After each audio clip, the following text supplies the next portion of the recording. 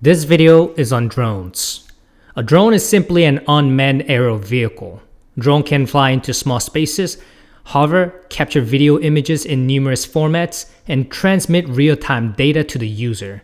You can get heat maps and such for analysis and apply it to multiple businesses from military usage to construction.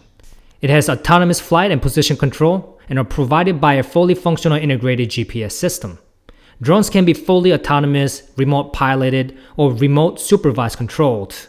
Remote supervised control is also known as adaptive automation. This is where the drone offers the ability to launch and carry out tasks automatically, but gives the option for human to intervene. However, drones operate based on wireless network and leaves a room for vulnerabilities. Drones operate in numerous frequencies, but most common ones are 2.4 GHz and 5 GHz frequency band. 2.4 covers long ranges, while 5 GHz covers short ranges. However, 2.4 has higher chance of interference. Attackers can target drone controllers' Wi-Fi, Bluetooth, Zigbee, 345G cell networks, NFC, and other radio signals using various equipments that are low cost.